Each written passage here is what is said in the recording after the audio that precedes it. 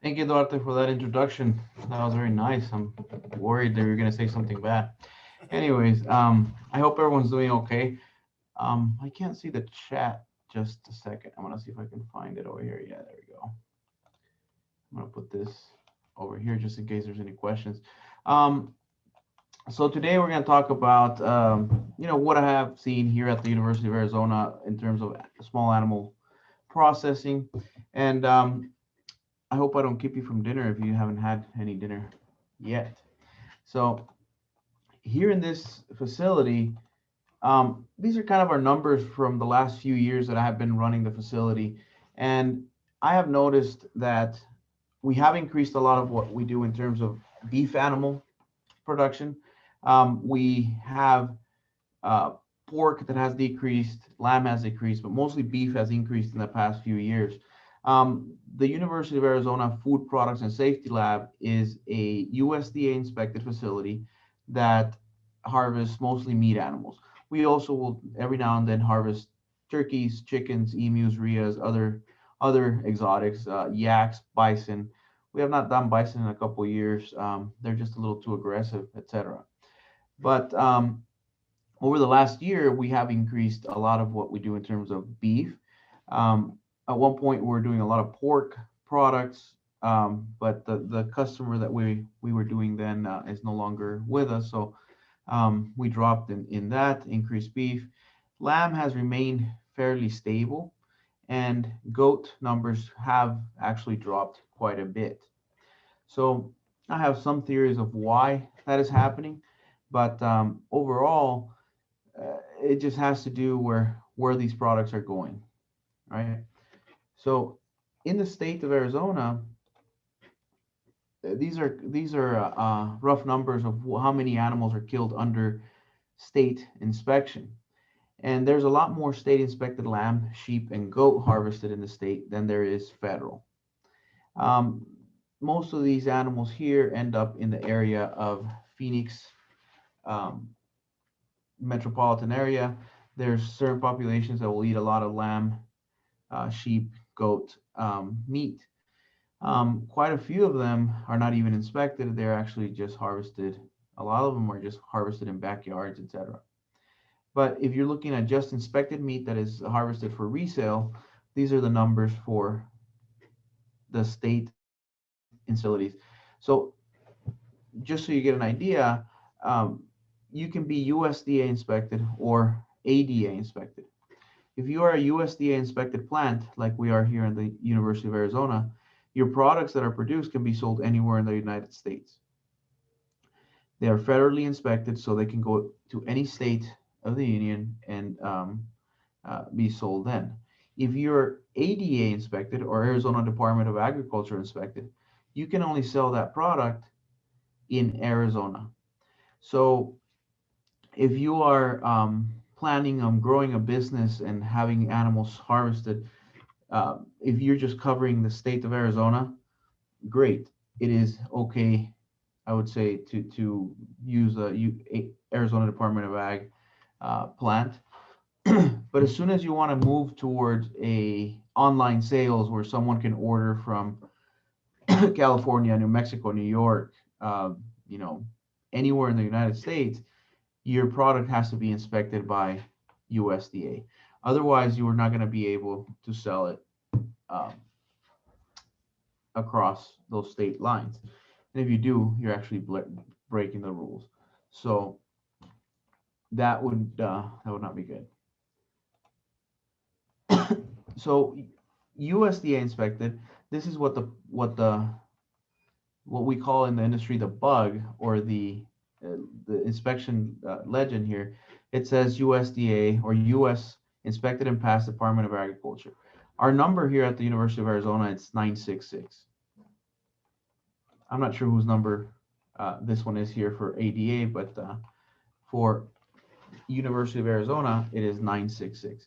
So if you buy product that has uh, uh, a label like this, that means it was produced in a USDA inspected plant. Now, here in Arizona, we don't have a lot of lamb or sheep production. Um, so there's very minimal amounts that we do in terms of lamb and goat. There was a USDA plant down in Cochise County that was doing more lamb and goat, but I think they have reduced their numbers this year. So fortunately, they're not doing as much as they were. So you can see here goat going down. At one point, a few years back, when we were looking at these numbers, goat numbers were really increasing because of youth projects for 4-H kids. I think that 4-H, at least for us here, 4-H projects such as goats and lamb were able to keep those numbers up for us, but they have reduced interest in the last few years. Goat meat is one of those meats that it is a really good product, but it has to be sold, right? Similar to lamb, we as consumers will buy meat thinking that it's gonna taste like beef. At least a lot of people are. So when we're trying to sell a product, if you like goat and if you like lamb, remember you're not selling to yourself, you're selling to someone else. So we got to figure out what it is that people do not like about certain meats. And goat tends to have a gamier taste to a lot of people. Okay. So there's a lot of different products that can be sold out of a goat. Most of the products that you're going to get are going to be bone in. Goat and lamb, most of the products should be bone in. If you bone out a goat or a lamb, you end up with very little product. It is really hard to actually bone out these products because of such small, brittle bones. When you take a knife, you might end up with a lot of bone in the meat. So most packers do not like to grind these because it takes forever to bone them out, and then you could end up with bone in the product. When you're looking at a beef animal compared to a goat, a beef animal has a lot bigger muscles, so you can actually separate muscles. Where if you look at this animal here, let's say the shoulder, for example, one shoulder of a goat might feed 4 or 5 people, depending how you cook it. One shoulder, if we compare a shoulder to a chuck of a beef, you're talking about 40, 50 people can eat from one. So these animals tend to be cooked bone in. And you end up with about 50% from live to carcass, and about 70% to 80% of that carcass is actually edible product. A lot of people don't like they don't like a lot of that waste, we can say. It seems to them like it's waste, but on the good part, goats will survive on pretty much nothing. So there are a good option for ranches that are kind of rocky, steep, that have a lot of browsing. Okay. And there's different ways you can actually cook it to actually get your customers, if you are going to be selling the meat, to actually eat this product. Cabrito here, for example, in northern part of Mexico, Texas or so, they're marinated and then grilled, and that is a younger goat.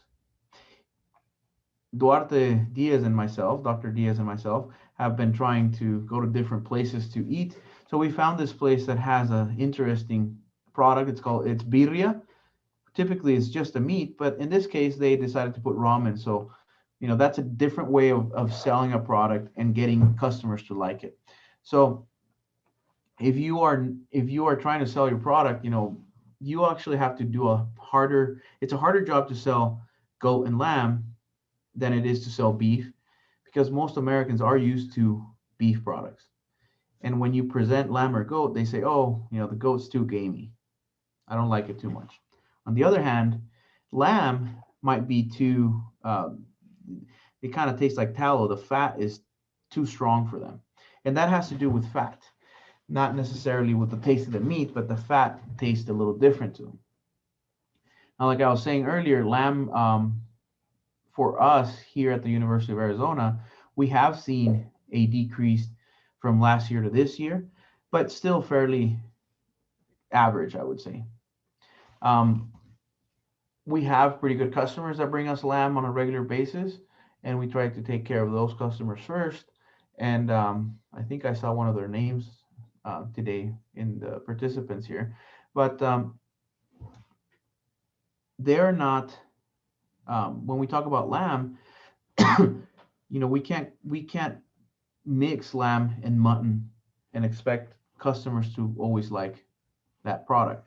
We want to make sure that if we have customers that like lamb, we sell them lamb, and mutton, we sell mutton. We don't mix the two, because if you end up with a really strong flavor on one, you might not um, keep that customer for very long. Okay. So similar to a goat, there's a lot of different cuts that are mostly bone in.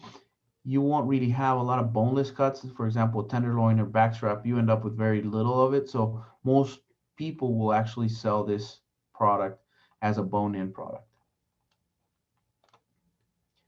And you can find, again, different ways.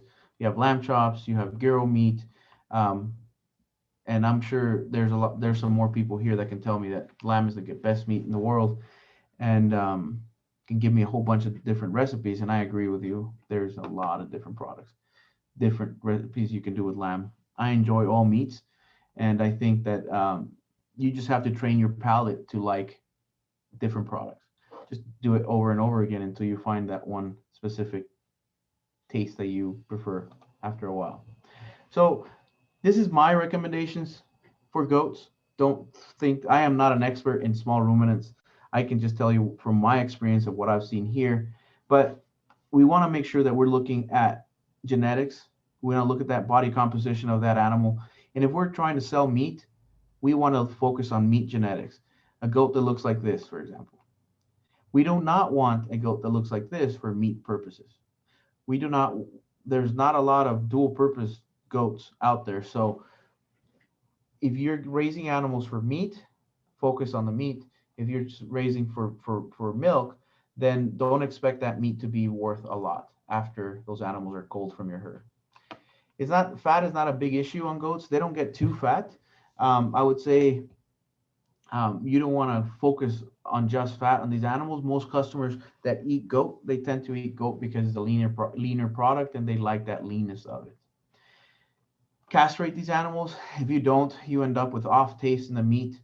A lot of people do not castrate because they don't know how. Goat, lamb, pretty easy with a bander, right? And like I put here, do not use old animals for prime meat.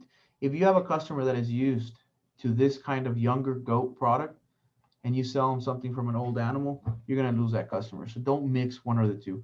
If you are gonna bone out an older doe, or a buck, if you really want to, try to make some products that are spiced up, maybe like chorizo or sausages or different things that kind of take that flavor away.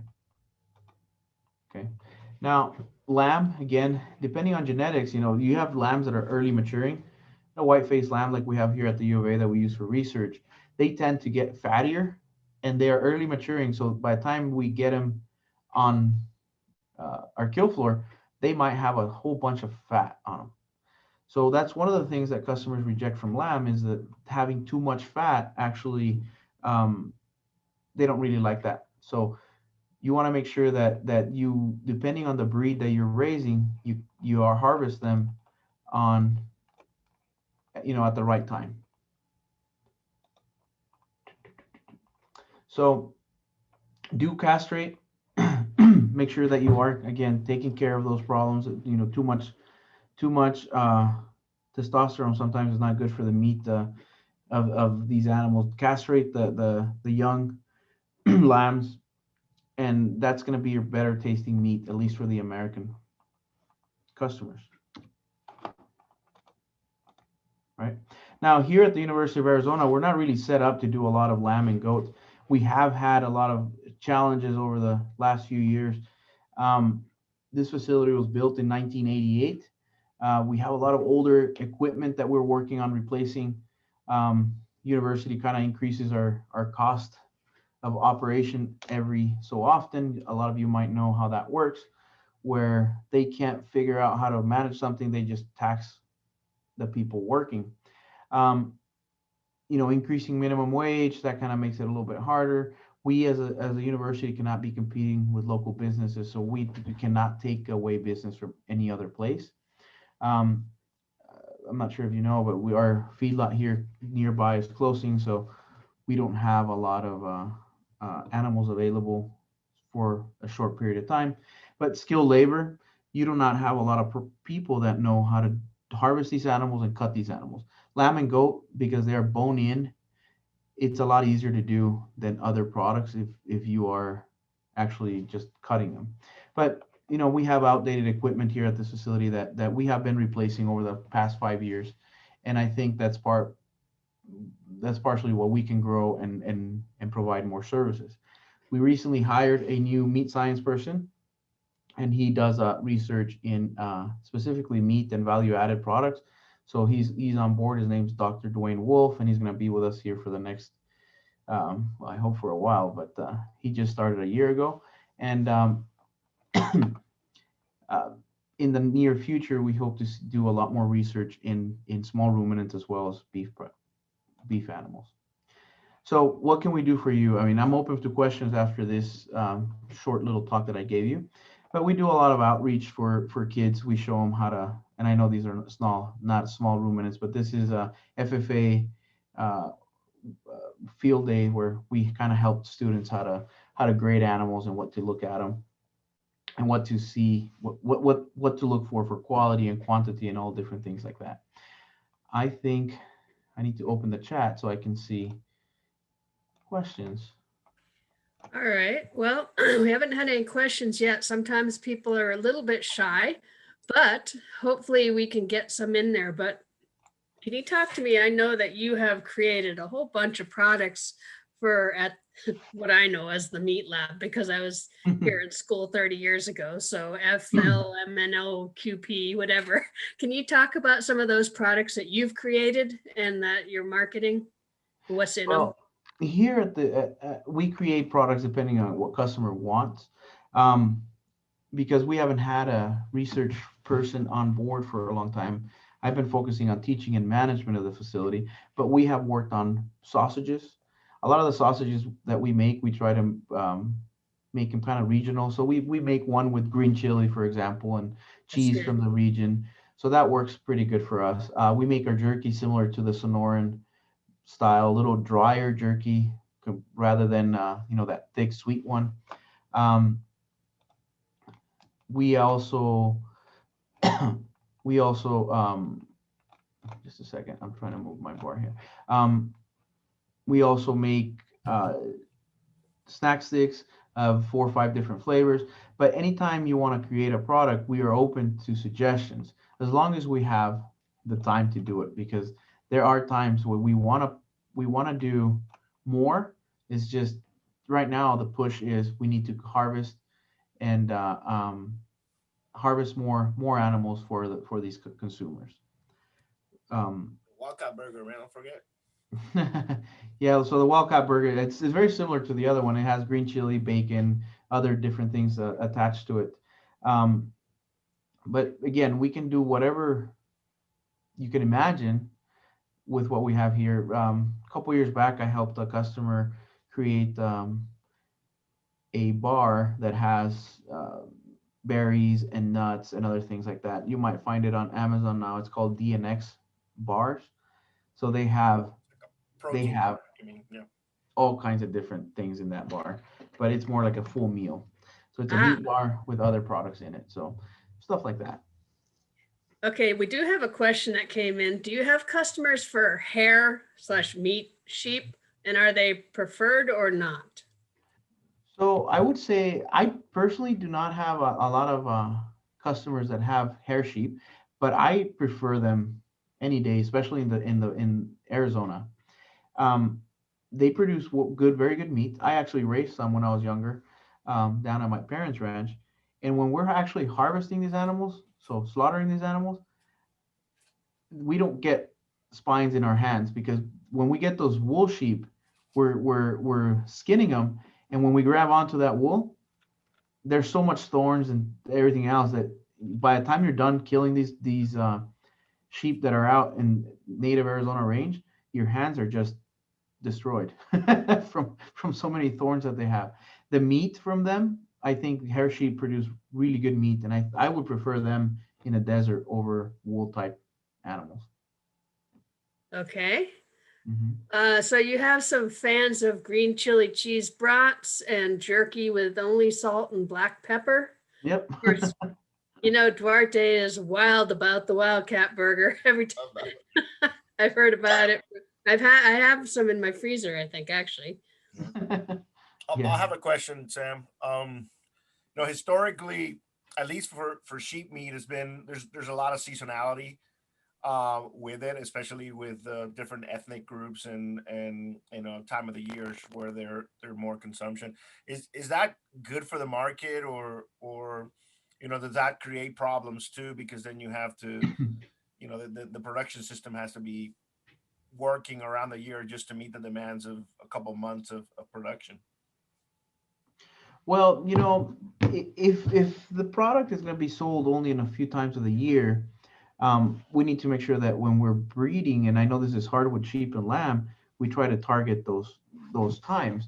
Um, Especially, you have Easter, around Easter lamb, and then you have Ramadan around that time when a lot of the Arab population will tend to eat um, small, lamb or sheep, but a lot of them they actually want to do it themselves.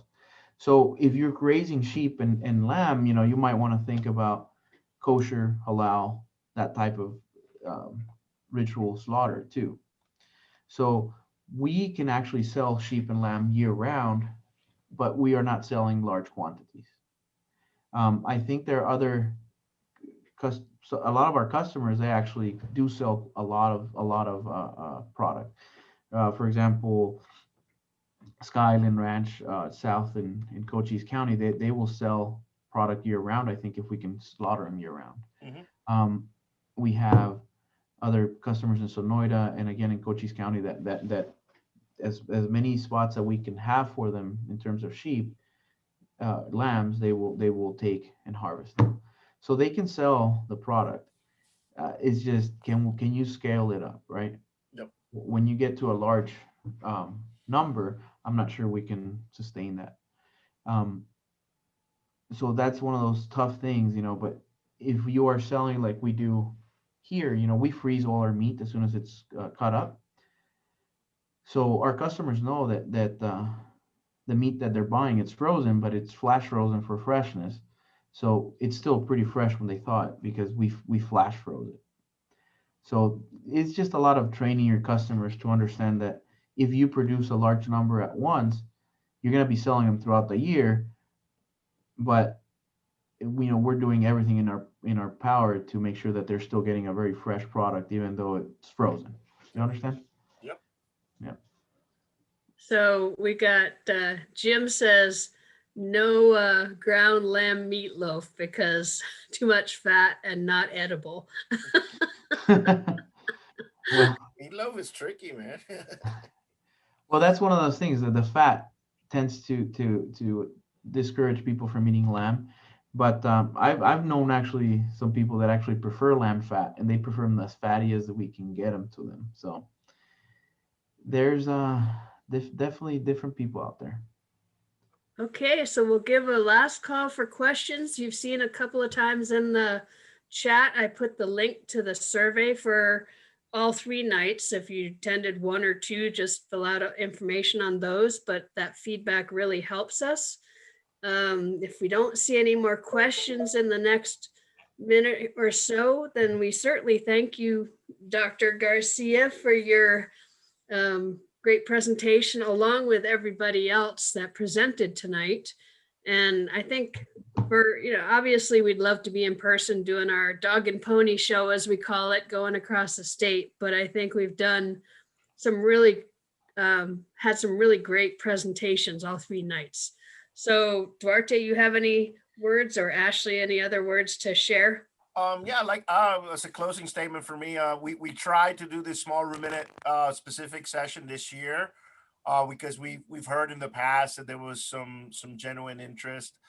So I would be I would encourage you guys to make comments on the evaluation to let us know if this is a direction or something that you guys think we should do more consistently.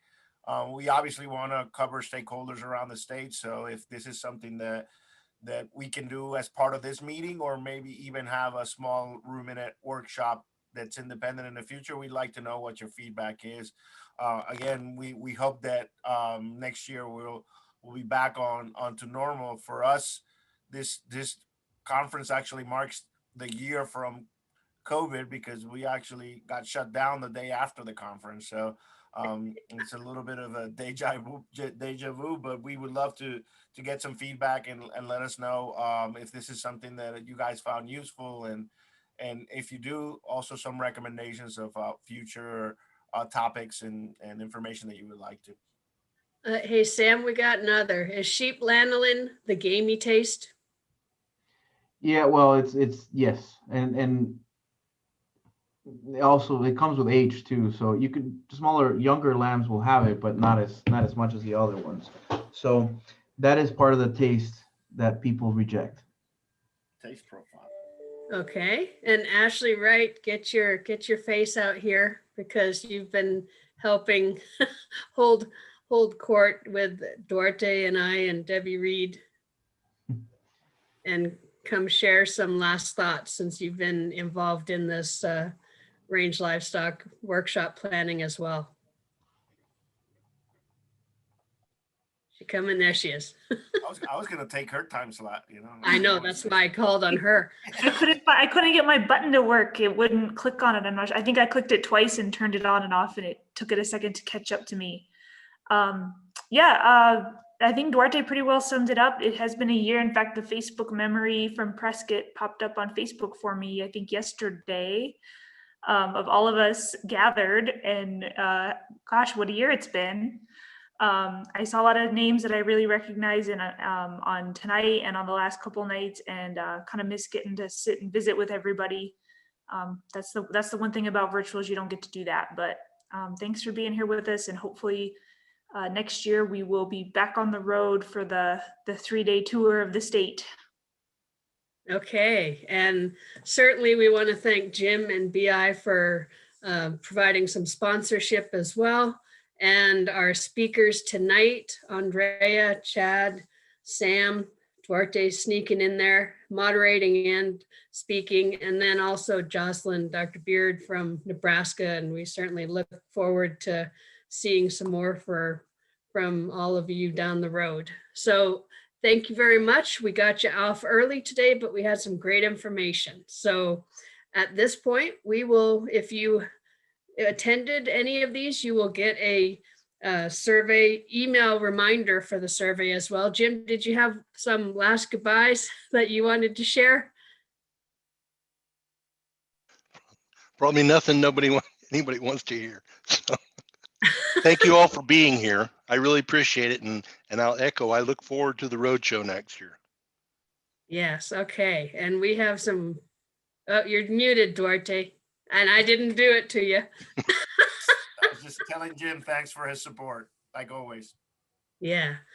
All right. Well, thanks so much. And of course, we also have Nate on here, who is also one of our extension colleagues, and George Rule was on here as well, Range, and I think Russ Tronstad is here. So we've had some, and Elizabeth Alden up from the Wallapai tribal agent. So we've had lots of great attendance and interaction, and we look forward to seeing you in person next year. So thanks so much for attending, and we will see you down the road.